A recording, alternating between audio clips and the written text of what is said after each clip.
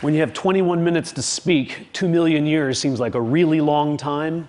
But evolutionarily, 2 million years is nothing. And yet in 2 million years, the human brain has nearly tripled in mass, going from the 1¼ pound brain of our ancestor here, habilis, to the almost 3-pound meatloaf that everybody here has between their ears. What is it about a big brain that nature was so eager for every one of us to have one? Well, it turns out when brains triple in size, they don't just get 3 times bigger, they gain new structures. And one of the main reasons that our brain got so big is because it got a new part called the frontal lobe, and particularly a part called the prefrontal cortex. Now, what does a prefrontal cortex do for you that should justify the entire architectural overhaul of the human skull in the blink of evolutionary time? Well, turns out the prefrontal cortex does lots of things, but one of the most important things it does is it is an experience simulator. You know, pilots practice in flight simulators so that they don't make real mistakes in planes. Human beings have this marvelous adaptation that they can actually have experiences in their heads before they try them out in real life. This is a trick that none of our ancestors could do, that no other animal can do quite like we can. It's a marvelous adaptation. It's up there with opposable thumbs and standing upright in language as one of the things that got our species out of the trees and into the shopping mall. Now, all of you have done this. I mean, you know, Ben & Jerry's doesn't have liver and onion ice cream, and it's not because they whipped some up, tried it, and went yuck. It's because without leaving your armchair, you can simulate that flavor and say yuck before you make it. Let's see how your experience simulators are working. Let's just run a quick diagnostic before I proceed with the rest of the talk. Here's 2 different futures that I invite you to contemplate, and you can try to simulate them and tell me which one you think you might prefer. One of them is winning the lottery. This is about $314 million, and the other is becoming paraplegic. So just give it a moment of thought. You probably don't feel like you need a moment of thought. And interestingly, there are data on these 2 groups of people, data on how happy they are. And this is exactly what you expected, isn't it? But these aren't the data. I made these up. These are the data. You failed the pop quiz and you're hardly 5 minutes into the lecture. Because the fact is that a year after losing the use of their legs and a year after winning the lotto, lottery winners and paraplegics are equally happy with their lives. Now, don't feel too bad about failing the first pop quiz because everybody fails all of the pop quizzes all of the time. The research that my laboratory has been doing, that economists and psychologists around the country have been doing, have revealed something really quite startling to us. Something we call the impact bias, which is the tendency for the simulator to work badly. For the simulator to make you believe that different outcomes are more different than in fact they really are. From field studies to laboratory studies, we see that winning or losing an election, gaining or losing a romantic partner, getting or not getting a promotion, passing or not passing a college test, on and on, have far less impact, less intensity, and much less duration than people expect them to have. In fact, a recent study, this almost floors me, a recent study showing how major life traumas affect people suggests that if it happened over 3 months ago, with only a few exceptions, it has no impact whatsoever on your happiness. Why? Because happiness can be synthesized. Sir Thomas Browne wrote in 1642, "I am the happiest man alive. I have that in me that can convert poverty to riches, adversity to prosperity. I am more invulnerable than Achilles. Fortune hath not one place to hit me." What kind of remarkable machinery does this guy have in his head? Well, it turns out it's precisely the same remarkable machinery that all of us have. Human beings have something that we might think of as a psychological immune system, a system of cognitive processes, largely non-conscious cognitive processes, that help them change their views of the world so that they can feel better about the worlds in which they find themselves. Like Sir Thomas, you have this machine. Unlike Sir Thomas, you seem not to know it. We synthesize happiness, but we think happiness is a thing to be found. Now, You don't need me to give you too many examples of people synthesizing happiness, I suspect, though I'm going to show you some experimental evidence. You don't have to look very far for evidence. As a challenge to myself, since I say this once in a while in lectures, I took a copy of the New York Times and tried to find some instances of people synthesizing happiness. And here are 3 guys synthesizing happiness. I'm so much better off physically, financially, emotionally, and almost every other way, mentally, almost every other way.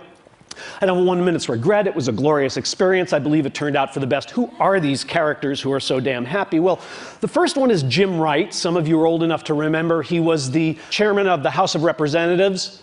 And he resigned in disgrace when this young Republican named Newt Gingrich found out about a shady book deal he had done. He lost everything. Most powerful Democrat in the country, he lost everything. He lost his money, he lost his power. What does he have to say all these years later about it? I am so much better off physically, financially, mentally, and in almost every other way. What other way would there be to be better off? Vegetably, minerally, animally? He's pretty much covered in there. Maurice Bickham is somebody you've never heard of. Maurice Bickham uttered these words. Upon being released, he was 78 years old. He'd spent 37 years in Louisiana State Penitentiary for a crime he didn't commit. He was ultimately exonerated at the age of 78 through DNA evidence. And what did he have to say about his experience? I don't have 1 minute's regret. It was a glorious experience. Glorious! This guy is not saying, well, you know, there's some nice guys, they had a gym. It's glorious, a word we usually reserve for something like a religious experience. Harrius Langerman uttered these words, and he's somebody you might have known but didn't, because in 1949 he read a little article in the paper about a hamburger stand owned by these 2 brothers named McDonald's, and he thought, that's a really neat idea. So he went to find them. They said, we'd give you a franchise on this for $3,000. Harry went back to New York, asked his brother, who was an investment banker, to loan him the $3,000, and his brother's immortal words were, you idiot, nobody eats hamburgers.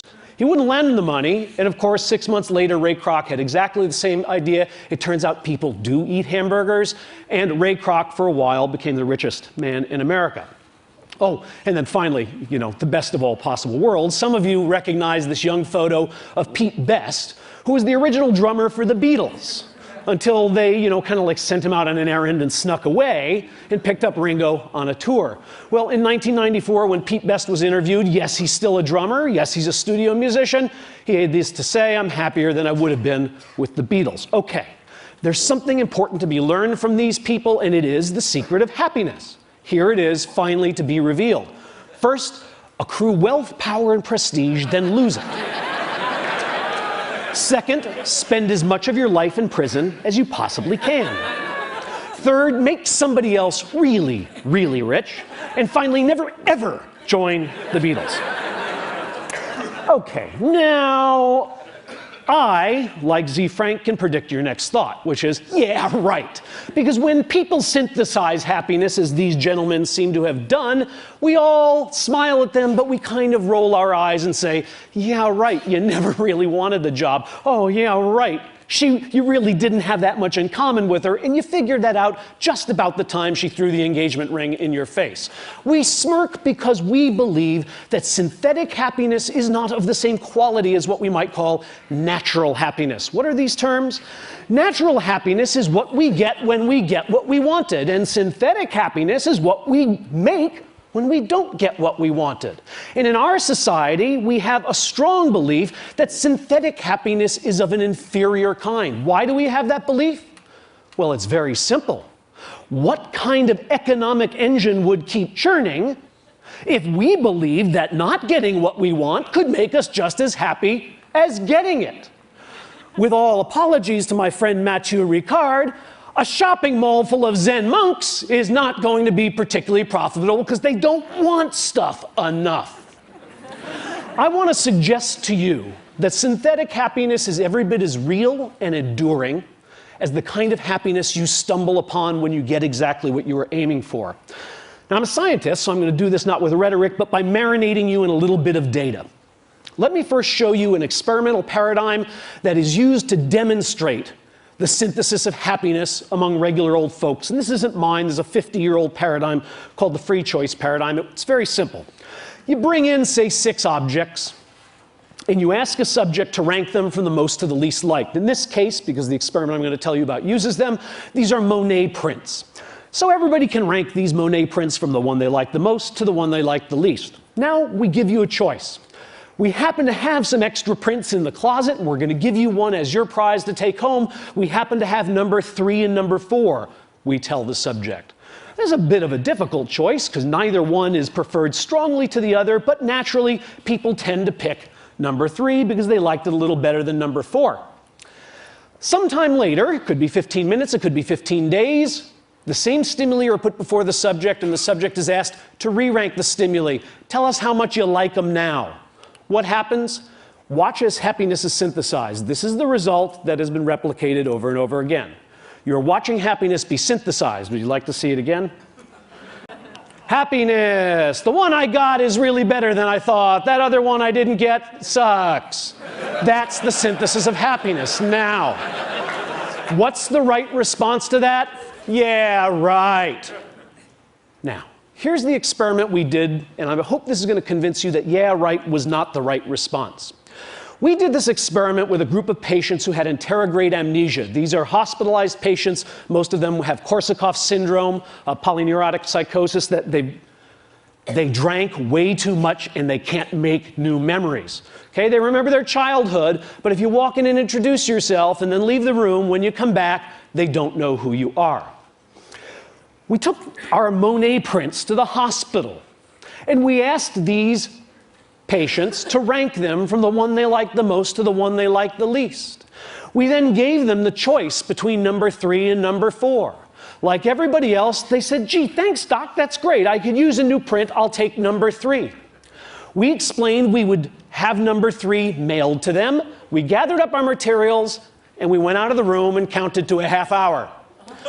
Back into the room, we say, hi, we're back. The patients, bless them, say, oh, doc, I'm sorry, I got a memory problem, that's why I'm here. If I've met you before, I don't remember. Really, Jim, you don't remember? I was just here with the Monet prints. Sorry, doc, I just don't have a clue. No problem, Jim. All I want you to do is rank these for me from the one you like the most to the one you like the least. What do? Well, let's first check and make sure they're really amnesic. We asked these amnesic patients to tell us which one they own, which one they chose last time, which one is theirs. And what we find is amnesic patients just guess. These are normal controls. If I did this with you, all of you would know which print you chose. But if I do this with amnesic patients, they don't have a clue. They can't pick their print out of a lineup. Here's what normal controls do. They synthesize happiness, right? This is the change in liking score, the change from the first time they ranked to the second time they ranked. Normal controls show, that was the magic I showed you. Now I'm showing it to you in graphical form. The one I own is better than I thought. The one I didn't own, the one I left behind, is not as good as I thought. Amnesics do exactly the same thing. Think about this result. These people like better the one they own, but they don't know they own it. Yeah, right is not the right response. What these people did when they synthesized happiness is they really, truly changed their affective, hedonic, aesthetic reactions to that poster. They're not just saying it because they own it, because they don't know they own it. Now, when psychologists show you bars, you know that they are showing you averages of lots of people. And yet, all of us have this psychological immune system, this capacity to synthesize happiness, but some of us do this trick better than others. And some situations allow anybody to do it more effectively than other situations do.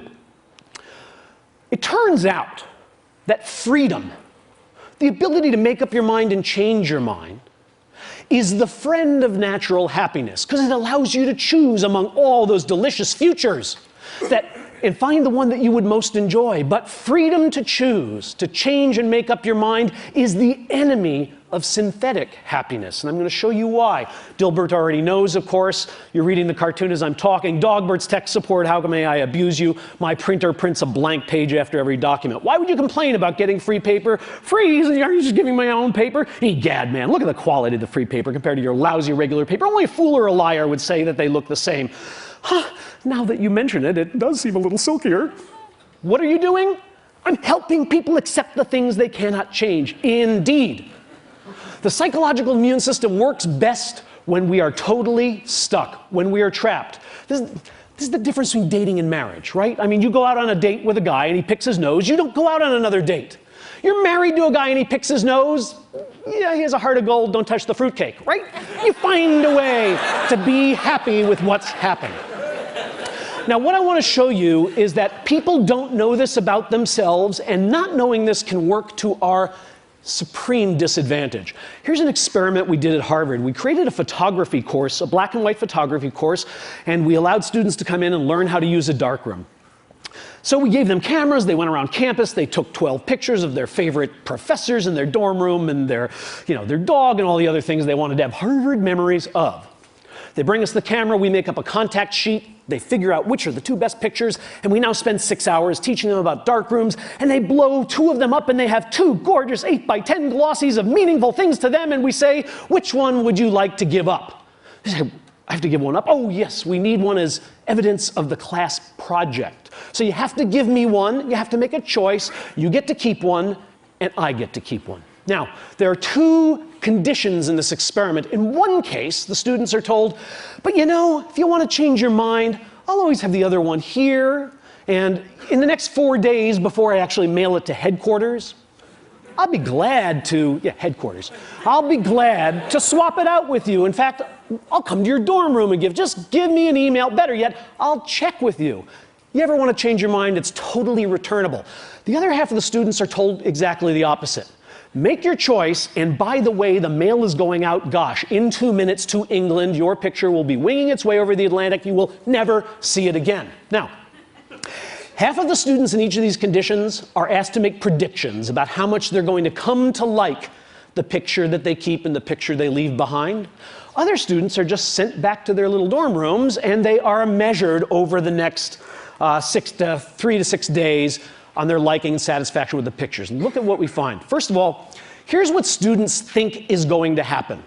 They think they're going to maybe come to like the picture they chose a little more than the one they left behind, but these are not statistically significant differences. It's a very small increase, and it doesn't much matter whether they were in the reversible or irreversible condition. Wrong-o. Bad simulators. Because here's what's really happening, both right before the swap and 5 days later. People who are stuck with that picture, who have no choice, who can never change their mind, like it a lot. And people who are deliberating, should I return it? Have I gotten the right one? Maybe this isn't the good one. Maybe I left the good one, have killed themselves. They don't like their picture, and in fact, even after the opportunity to swap has expired, they still don't like their picture. Why? Because the irreversible condition is not conducive to the synthesis of happiness. So here's the final piece of this experiment. We bring in a whole new group of naive Harvard students, and we say, we're doing a photography course, and we can do it one of 2 ways. We could do it so that when you take the 2 pictures, you'd have 4 days to change your mind, or we're doing another course where you take the 2 pictures and you make up your mind right away and you can never change it. Which course would you like to be in? Duh! 66% of the students, 2/3, prefer to be in the course where they have the opportunity to change their mind. Hello? 66% of the students choose to be in the course in which they will ultimately be deeply dissatisfied with the picture. Because they do not know the conditions under which synthetic happiness grows. The bard said everything best, of course, and he's making my point here, but he's making it hyperbolically. 'Tis nothing good or bad, but thinking makes it so. It's nice poetry, but that can't exactly be right. Is there really nothing good or bad? Is it really the case that gallbladder surgery and a trip to Paris are just the same thing? Nah, that seems like a one-question IQ test. They can't be exactly the same. In more turgid prose, but closer to the truth, was the father of modern capitalism, Adam Smith, and he said this. This is worth contemplating. The great source of both the misery and disorders of human life seems to arise from overrating the difference between one permanent situation and another. Some of these situations may no doubt deserve to be preferred to others, but none of them can deserve to be pursued with that passionate ardor which drives us to violate the rules either of prudence or of justice, or to corrupt the future tranquility of our minds either by shame from the remembrance of our own folly or by remorse for the horror of our own injustice. In other words, yes, some things are better than others. We should have preferences that lead us into one future over another. But when those preferences drive us too hard and too fast because we have overrated the difference between these futures, we are at risk. When our ambition is bounded, it leads us to work joyfully. When our ambition is unbounded, it leads us to lie, to cheat, to steal, to hurt others, to sacrifice things of real value. When our fears are bounded, we're prudent, we're cautious, we're thoughtful. When our fears are unbounded and overblown, we're reckless and we're cowardly. The lesson I want to leave you with from these data is that our longings and our worries are both to some degree overblown because we have within us the capacity to manufacture the very commodity we are constantly chasing when we choose experience. Thank you.